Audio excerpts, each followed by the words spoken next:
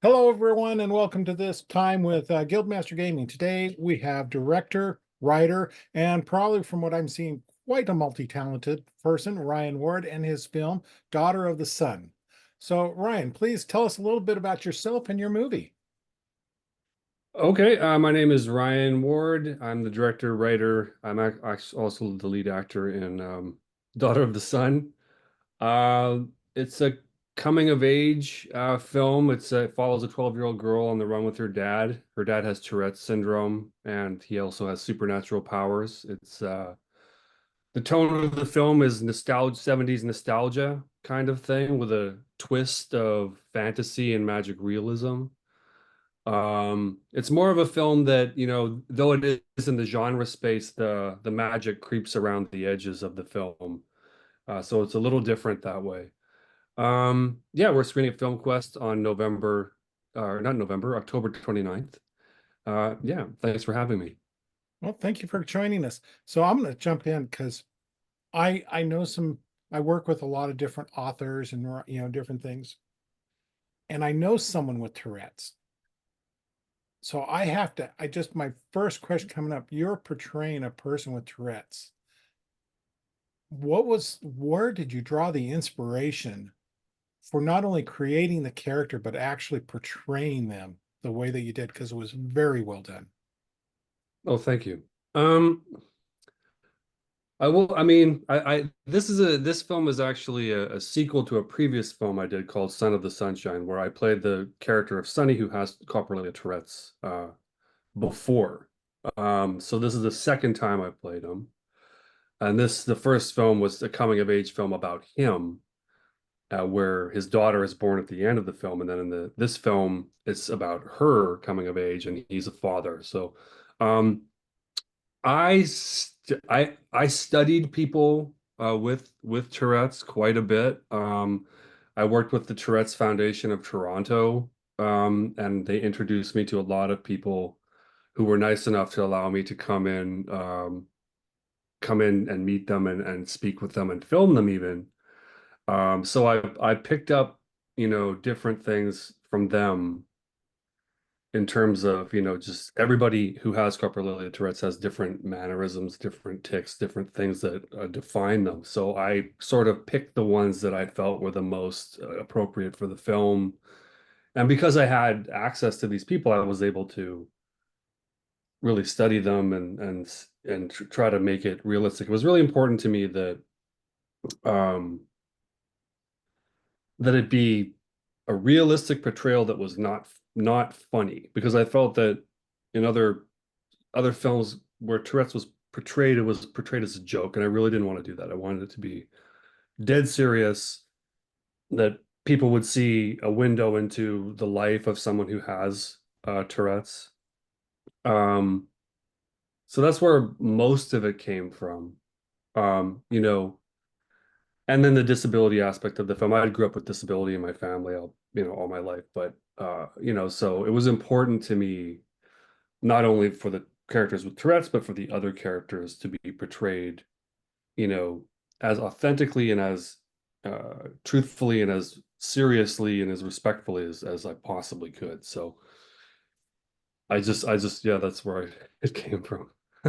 I kind of bring that up at first, just like I said, the personal impact for myself, but also, it was such a striking performance. Just let everybody know it did earn a nomination for Best Actor at the festival. So um, that's quite a privilege if you understand just how much is going on at this festival, how many films that are there. So congratulations on the nomination. So you Yeah, say thank this you. is a sequel to another film. So it seems like the story is something you could pull from that one. But to go back even further, what was the initial inspiration for the character of Sonny or for the movies and telling this story? I mean, for me, it was a metaphor at first for an angry young man trying to carve out his place, and and it kind of morphed from there. It began as that, and then it became something more, talking about how people are, being different is not necessarily a weakness. or that kind of thing. So it turned into all these different kinds of ideas, but it was really about, um, living in your own skin and being who you are and being proud and knowing that your power lies in who you are. So the idea of the film is that in the first film, the character Sonny has Tourette's. He also has an ability to heal, and when he has a surgery to get well, I guess. And his Tourette's goes away, but so does his ability. And he feels this incredible lack and he can't handle it. And eventually, of course, his life, his good life without Tourette's falls apart and his power returns. And he feels he's better that way. And then in the second film, it progresses that idea where he's thinking about existential ideas to do with this power that he has, that he draws from the natural world, and he's imparting these to his daughter, that this is something special. You are special to the world. We need you here, like the way that you are. So those are the ideas. And then of course they're taken into this fantasy realm. Okay. It's a very powerful movie right now. I love the photography, the cinematography, which also earned a nomination. So, congratulations on that. But as we're moving forward, kind of talking directly more about the film itself, you're right now, we know you're at Film Quest. Where are you about in your festival run? Are you near the beginning, the end?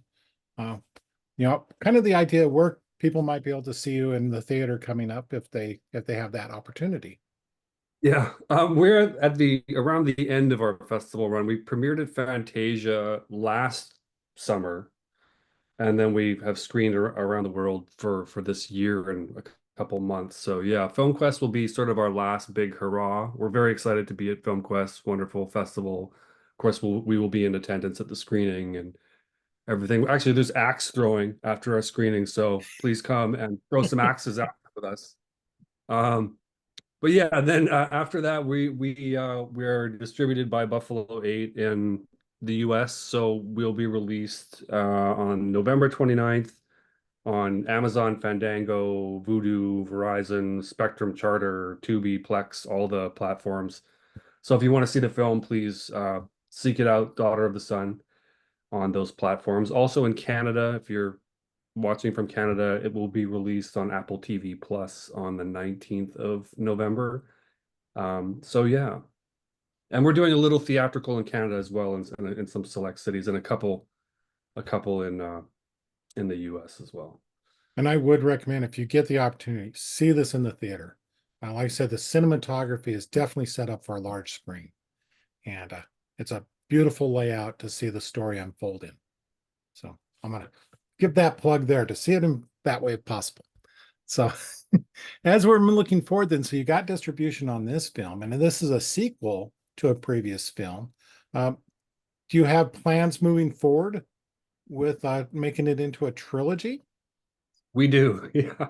It wasn't the original plan when we made the first film. We were like, this is a one-off, it's just a film, and that we're interested in making. And um, then like 10 years later, I was like, I have this idea to do a follow-up to that film. And my wife, who produces for me, Mackenzie, was like, well, write it. Let's see what it looks like. And then I wrote it very quickly. And then we were able to finance it almost instantly and make it so it sort of willed itself into existence. Whereas other films we've been trying to finance for a while and it was difficult, and then this one just sort of came together and just happened, and it seemed like it just wanted to happen. So yeah, then we're planning, because of this, I guess a third one maybe in 10 years, the Indy trilogy that nobody asked for, but I love Indy trilogies. The Sunrise trilogy to me is the greatest Indy trilogy, before Sunrise, before Sunset, before Midnight, and you don't see them very much in the indie world. The trilogy, you see them in the big, Hollywood world or the Hollywood indies, but the true indie world, you rarely see it. I mean, and it's interesting that there are people who followed the line of it who'd seen the other ones and came out, and it's very interesting to me, even though it was 10 years ago. Okay, and you're saying you're looking at another 10-year jump? Yeah, we'll wait another another decade and see how old I am then. So then I was just kind of curious because, Nyan Perkins, who plays your daughter in the film, does another exceptional job who gained a nomination. So would you be looking at trying to cast her in that role in 10 years or? We'll see. I don't know. We'll see. I don't know. I have no idea. Okay. Um, So between now and then, I mean, that's kind of a gap. What other projects can we see from Ryan coming up? oh, we shot a new film in LA just this summer. It's called The Aquanaut and the Shipwreck, and it's a marriage story told backwards in time about two novelists who sort of compete with each other. And then the twist is that the husband character had a same-sex relationship with his publisher when he was very young. And that published the character, the three of them have been um, intertwined for their entire lives with, professional jealousies and relationship, problems and all this. So we watch how they end, then how they are in the middle of their lives, and then how they began. And it does have a sort of a fantasy twist in that it is a nautical themed film, and there is the appearance of what seems to be a siren in the film. So it's another sort of genre take. Okay. That's an interesting way of telling it too, in segments backwards. So you kind of know how it ends up and then find out how it begins. Yeah, I feel it creates a question in the audience's mind. How did they get here? How did they get, at each other's throats, but still, very much in love and, so it was hard to write going backwards, but I can see where that was, or would you write it and then just kind of reverse the chapters around? I thought of that, but I wrote it backwards. Was always like trying to figure out how to do that and keep the thread moving, seeming like it was moving forward. But I think if you want to know how they began, then it kind of keeps you watching. At least I hope Okay. so. All right. So kind of taking it more on a personal level now. So we've talked about some of your film work and everything, but what in your previous existence, your life, was the impetus that drove you to say, I want to become a filmmaker? Hmm. I began as an actor, to be honest with you. I started as an actor. I studied acting. Um, I studied in Toronto. I'm from Canada. And I found that all the time, whenever I was, studying acting, doing anything with acting, I was always writing as well. And I started producing my own shows when I was even in school, and I would tour them on the Fringe circuit.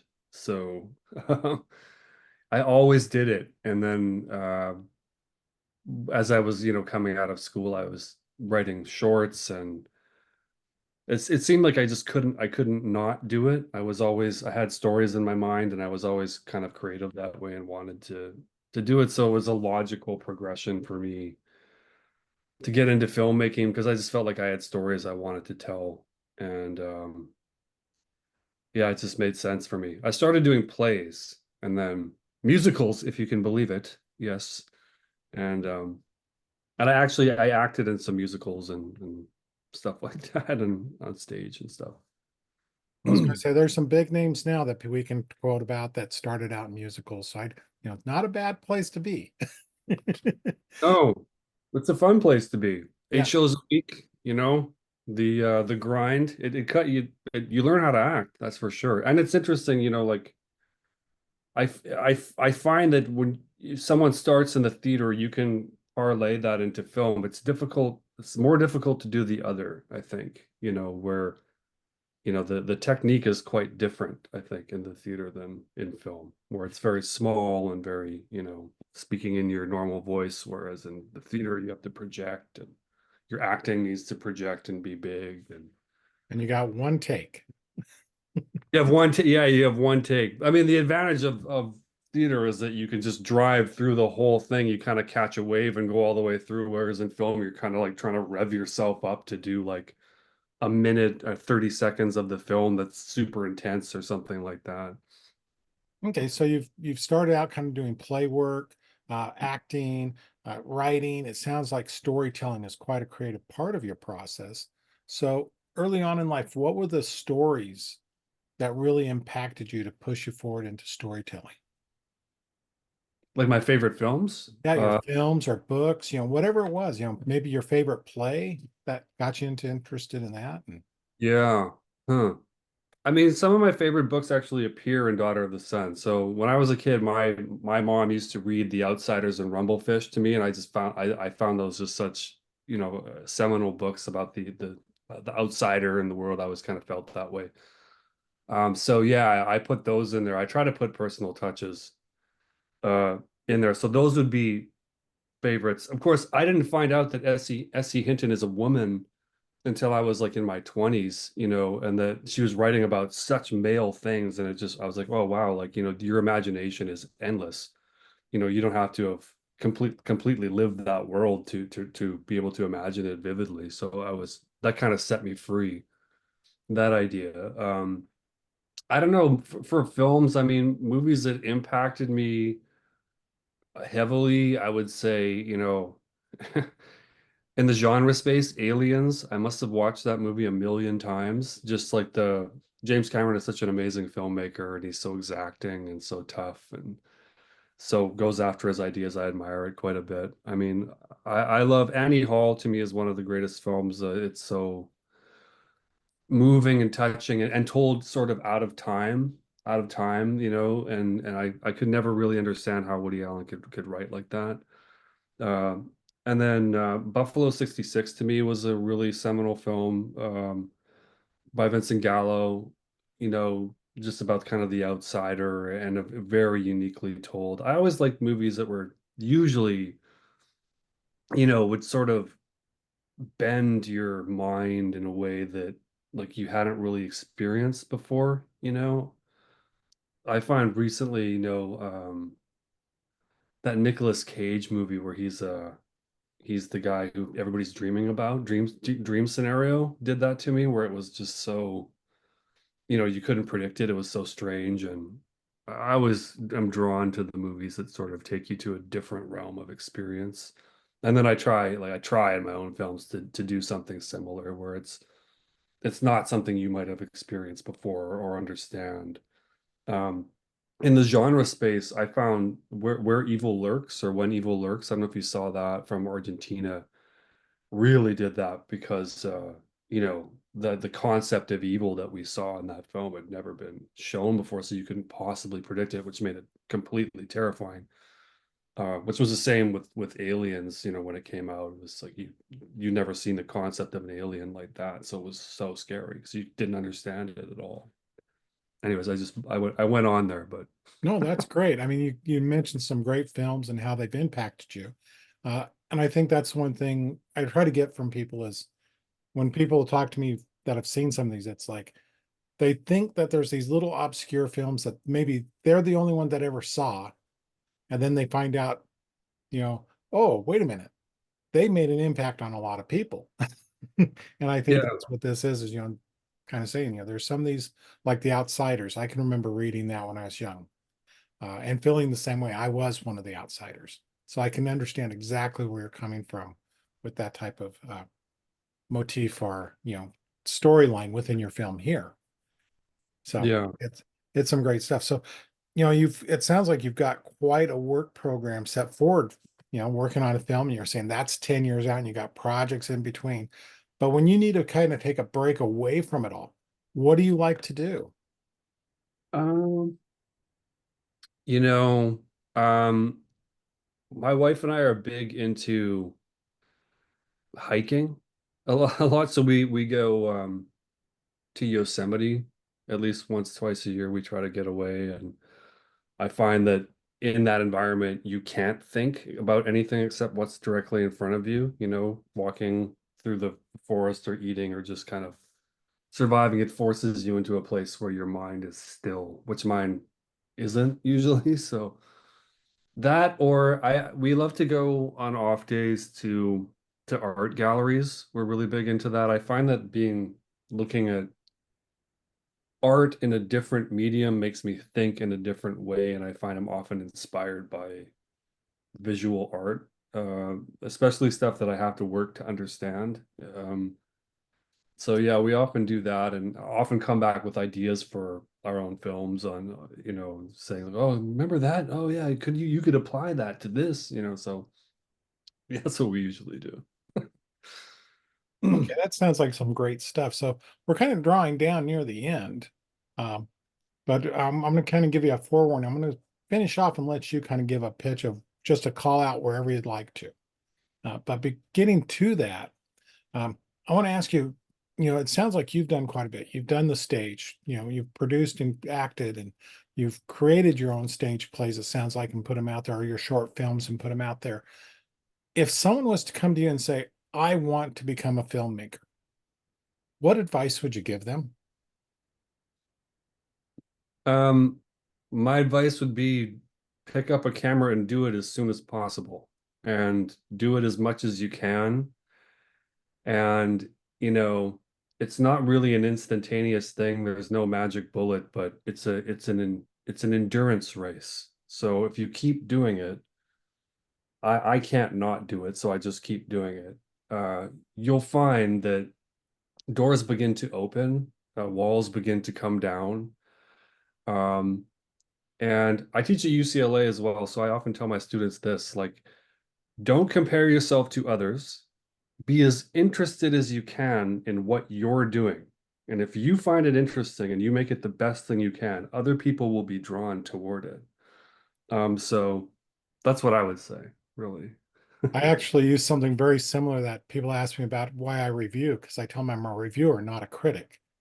Uh, and I say the reason why is every piece of art has its own audience. That's true. And I think that's just what you're telling them is find your own focus and kind of go that way. So I like that. That's Uh, very true. I appreciate that. Yeah, that's so true. where would we be able to, if I'm out on the social media platforms, obviously you're probably on the UCLA website and as an instructor there, but where else can people kind of find you if they wanted to follow your work and learn more about you? My company is called Memory Pill, so you can find us Memory Pill Films on uh, Twitter, Facebook, Instagram.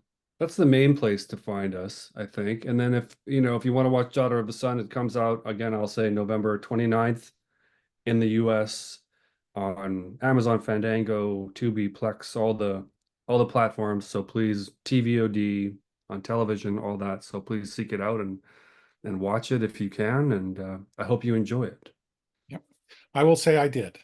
Um, I can't talk a lot about it yet because I haven't written the review up and I have to kind of do a little bit of waiting, but we're going to go ahead and put this video out before then.